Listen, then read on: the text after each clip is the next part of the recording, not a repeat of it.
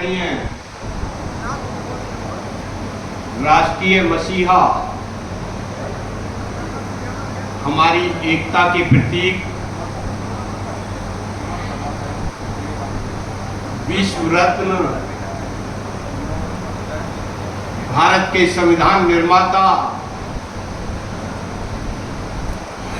नारी मुक्तिदाता, भारत रत्न बाबा साहेब डॉक्टर भीमराव जी के चरणों में नमन करते हुए आज इस शोभा यात्रा एवं इस कार्यक्रम की अध्यक्षता कर रहे सत्यपाल जैन जी, अन्य समस्त पदाधिकारीगण, सम्मानित मंच और मेरे समक्ष उपस्थित समस्त भाइयों बहनों और मेरे समधियों की, रिश्तेदार की, क्योंकि मेरा रिश्ता समझान तो मेरी बेटी भी है। बहुत सम्मान आप देते रहे हैं और आज भी दे रहे हैं। बाबा साहब के बारे में काफी कुछ मैं समझता हूं बताया जा चुका है। उनका जन्म 14 अप्रैल 1891 में महू नामक एक मध्य प्रदेश में है। उनका बड़े साधारण परिवार में जन्म हुआ था। उनकी एक दो बात अगर वास्तव में वर्णन करूं तो मन को झकझोर देती है। बाबा साहब ने जब शिक्षा ग्रहण कर रहे थे, विषम परिस्थितियों के कारण स्कूल में बैठने के लिए उनको स्थान नहीं दिया जाता था। तब बाबा साहब से कहा गया कि आपको विद्यालय में या स्कूल में पढ़ने के लिए कोई स्थान नहीं है, आप जाइए बाहर बैठिए। तो बाबा साहब ने कहा मैं फिर भी पढ़ूंगा। उनसे कहा गया बाहर भी बैठने के लिए कोई टाट पट्टी की व्यवस्था या पानी की नहीं होगी, तो उन्होंने कहा मैं फिर भी पढ़ूंगा। उनका दृढ़ निश्चय था, चाहे तुम कितने ही मुझ पर अपमानित कर लो, कितना ही मुझसे कर लो, लेकिन मैं पढ़ने में कभी पीछे नहीं हटूंगा। शायद अगर वो इस अपमान को अपमान मानकर बैठ जाते तो शायद आज विद्वान या महान नहीं बन पाते। साथियों, मैं आपसे इतना निवेदन करूंगा कि चाहे जीवन में कितनी विषम परिस्थितियां आ जाए, कितनी चुनौतियां आ जाए, उनका जमकर मुकाबला करना।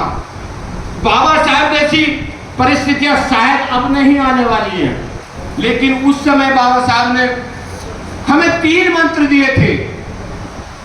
उन्होंने कहा था शिक्षित बनो, संकित रहो, संघर्ष करो।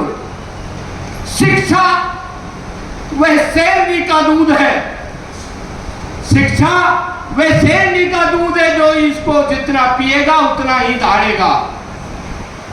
और दोस्तों, एक बात मैं बता दूं, धन कई प्रकार के होते हैं, रुपया पैसा, पशुधन, विद्याधन, लेकिन विद्याधन को छोड़कर सारे धन बांटे जा सकते हैं। भाई बहन में बंटवारा हो सकता है, चोर चोरी कर सकता है, डकैत डकैती डाल सकता है, लेकिन विद्याधन एक ऐसा धन है जिसको ना कोई चुरा सकता है, ना कोई छीन सकता है, बल्कि इसको जितना खर्च किया जाएगा ये उतना ही बढ़ता है।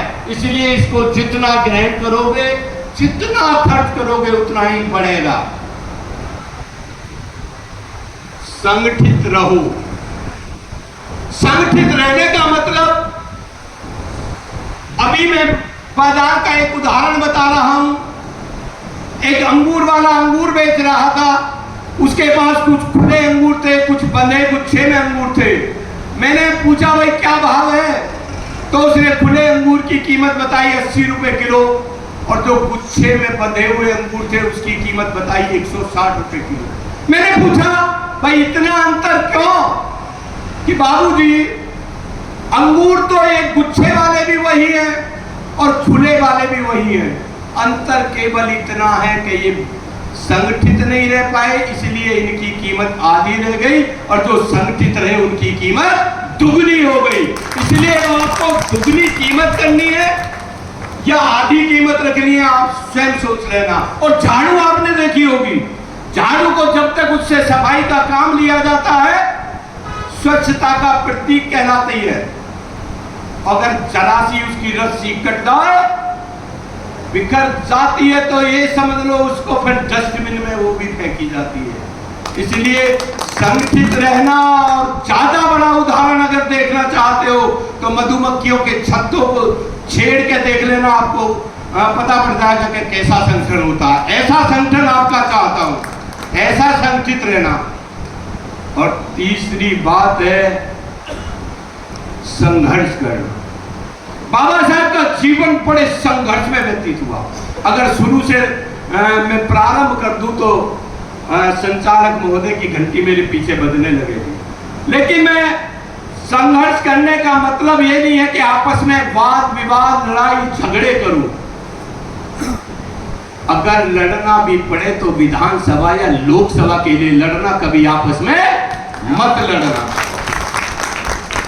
कहते हैं जो कर गुजर गए, कहते हैं जो कर गुजर गए बाबा भीमराव थे, जो कर गुजर गए बाबा भीमराव थे, और जो हम सोए को जगा गए बाबा भीमराव थे।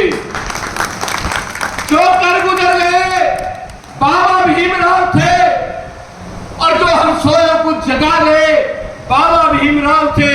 अरे हमने तो संविधान पढ़ा है, अरे हमने तो इतिहास पढ़ा है, जिस इतिहास को लिखने वाले भी बाबा भीमराव थे।